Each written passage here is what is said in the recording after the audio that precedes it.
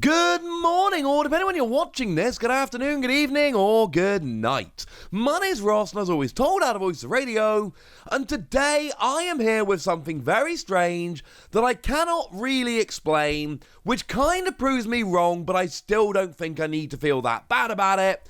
We've got an actual new VMAX. We are getting Heatran VMAX. And this is not some weird promo. This is not some easily explained extra card. This is an actual proper VMAX in a set in year 3 of the Sword and Shield TCG, which, as I'm going to explain in a second, makes no sense. Because since we hit year 3, and the beginning of year 3 was Starbirth over in Japan, what we've basically done in the sets is we have replaced all of our VMAXs with V-Star. There were no VMAXs in Starbirth over in Japan. The set after that was Battle Region. There were no VMAXs in Battle Region, just V-Star. And then they went and revealed Sword and Shield 10, and they didn't mention we were getting VMAXs, and this is the kind of thing they usually mention with reveals, so it made sense that there weren't going to be any.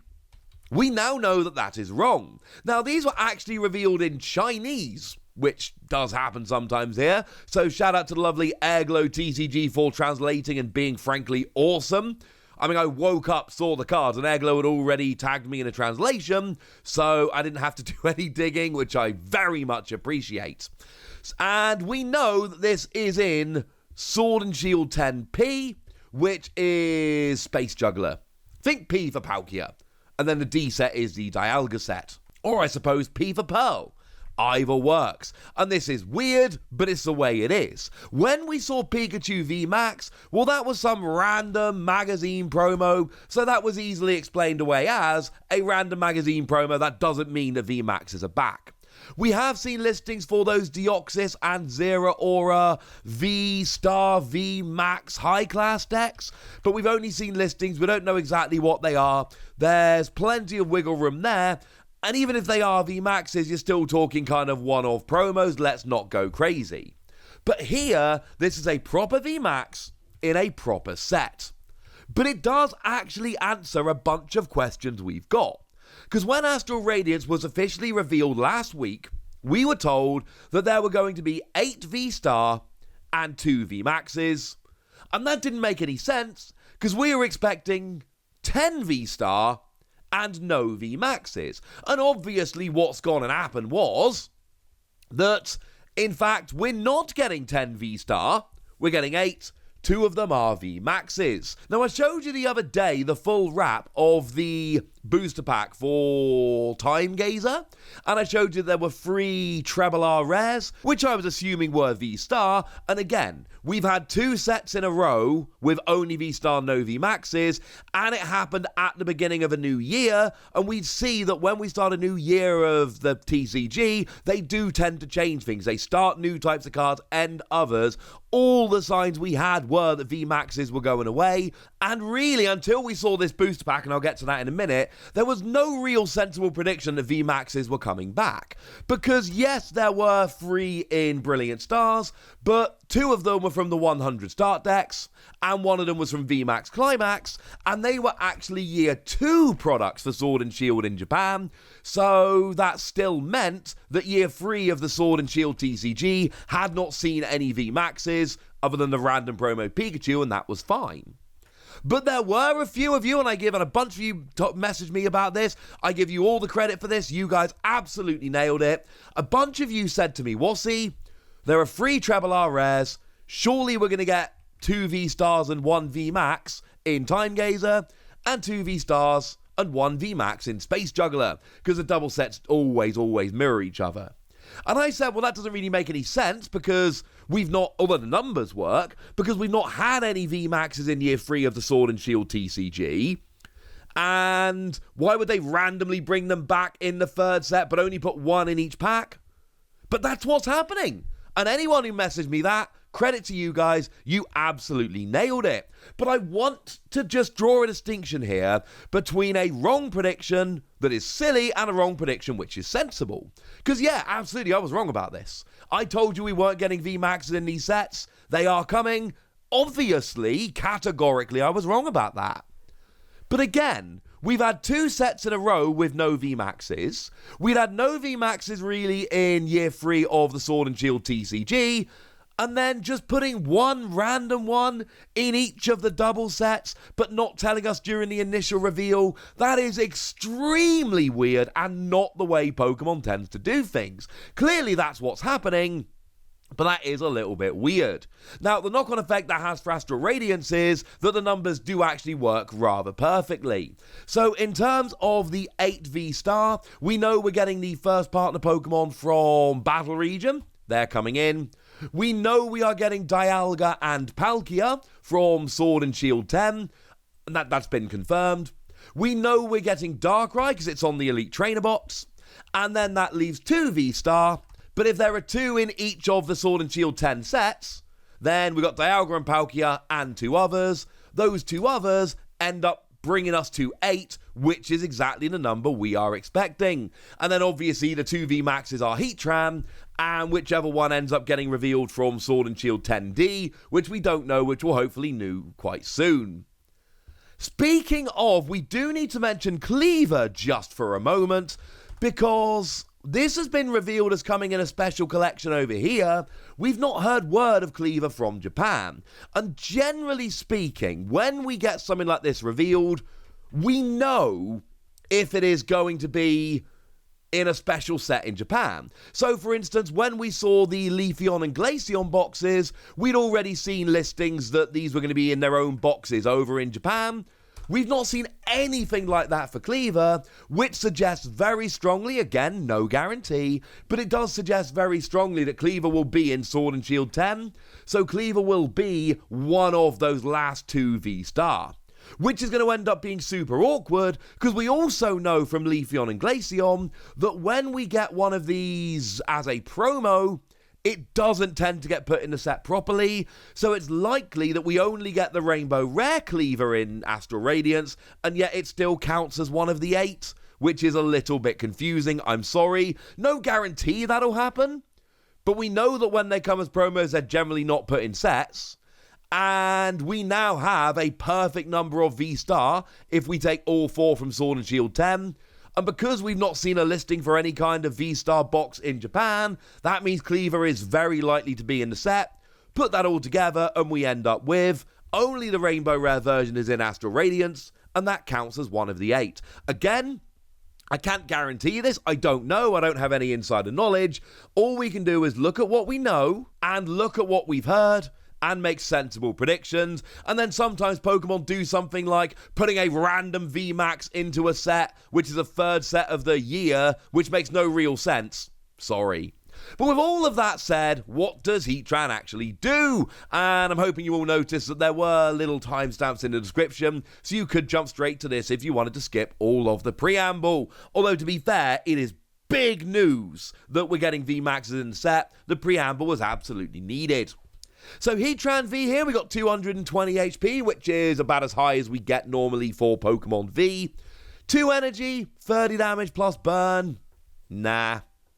And look, I know that nowadays we've got Magma Basin, and I know that Magma Basin will allow you to get that second energy on nice and easily. I don't care, it's not enough.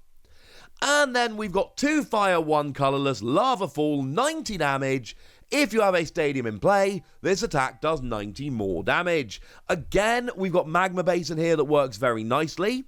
If that's in play, you'll do 180. And 180 is enough to KO your support Pokemon like Crobat. And nowadays, we're all playing Choice Belt. And if you whack a Choice Belt on, you're doing 210, which won't quite get, the magic number for Pokemon V really is 220. 210 is good, and we'll get a lot of Pokemon V, but it won't get them all, and that's actually genuinely a little bit sad. So, it's your classic Pokemon V that's going to become a VMAX. It's fine, and I don't mind the free energy 180, especially with Magma Basin in the format, but it's not something to get excited about. Heatran VMAX, however, we go up to 330 HP. We've seen 340, but this is still extremely high. And we've got an ability that says, if you have a Stadium card in play, you may heal 50 damage from this Pokemon once per turn. And Eglo has given us a nice note there that this does not need to be active in order to do the healing. Honestly, 50 is not always going to be amazing, but you can retreat to the bench and heal, which is really good. It's one of those, you retreat to the bench, and if your opponent doesn't find that gusting card super quickly, they are going to be in a huge amount of trouble. But then also, you can use Magma Basin, for instance, get the extra energy on, take the damage, but then immediately wipe it away with the ability, and I actually do like this quite a lot. Gotta be a stadium, but still, I quite like the healing. I don't think it's essential, I don't think it makes the card amazing, but I do think it helps quite a lot. We've then got free energy, 180 damage, plus burn. And actually the burn here is super crucial, because I said a minute ago that 180 gets support Pokemon. Choice Bout puts it up to 210, but 220 is a key number. You'll hit 20 damage from burn. And then your opponent flips a coin, and if heads are not burned anymore, blah, blah, blah. But the key thing here is that you will hit 230 before anything else happens. And actually, that's pretty cool. You're still not getting V-Star, and you're not getting VMAX, and this is a little bit of an issue, but the damage here is not too bad. It is a classic VMAX, essentially. Basically, what you're doing here is one-hit KOing Pokemon V, although you will need a Choice Bout. 200 on its own is not enough, 180 plus burn, and your two-hit KOing VMAXs. The problem is there are enough Pokemon out there at the moment, both V-Star and VMAX, that can one-hit KO V-Star, and V-Star are going to start taking over the format now. And I think that's going to leave something like this behind. If you look at something like Ice Rider Calyrex, you'll generally be hitting 250, but you can add a Choice Bout and go up to 280, and 280 is the key number to KO V-Star. Really, the key numbers are 220 for Pokemon V, 280 for V-Star, and 340 for VMAX, to try and make sure you get them all. We don't really one-hit KOing VMAXs, that's not really a thing. You can, but it's few and far between. Really here, now, we're differentiating between VMAXs that can one-hit KO V-Stars and one that can't. And unfortunately, this falls into the latter category. I don't think this does enough damage. You're relying on having a Choice Bout just to get a one-hit KO on a Pokemon V. And I like the high HP and the healing. I especially like being able to go to the bench and in 3 turns you've healed 150 and that 2-hit KO's turned into a 3-hit KO. And maybe you can start swapping around Heatran, but honestly here, I don't think it does enough damage. I think it gets left behind by some of the V-Star and VMAXs we have instead. And honestly, right, if you're playing a Fire VMAX and you're only really going to be going after Pokemon V, as in not V-Star and not VMAX, play Victini, would ya? Seriously. And I know Victini's going to rotate out earlier, but it's still going to last an extra year in the format from here. 2 energy, 220 to a Pokemon V. That's better. It doesn't have the healing, but if I'm going after Pokemon V with a Fire VMAX, I'm playing Victini all day long. So there, let's go ahead and give it 3 Wassies. I do like the healing. I don't like the attacks. There we go. Honestly, the bigger news here is that we've got VMAXs back, and all bets are off. We know there is at least one more coming in Time Gazer, but does that mean we're now going to be getting more in the next Japanese set?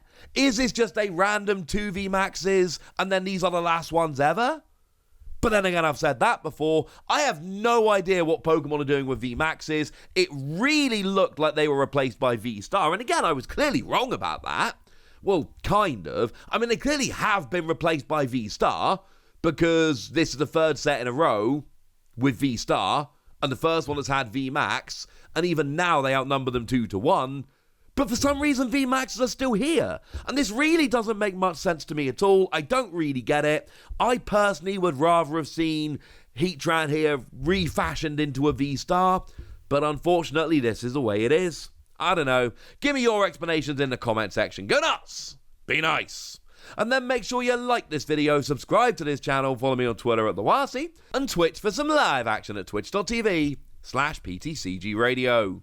If you want to support the channel, get some bonus podcasts and all that good stuff, head on over to patreon.com/PTCG Radio, where you can do exactly that. But by far the most important thing as always, look after yourselves till next time, would ya?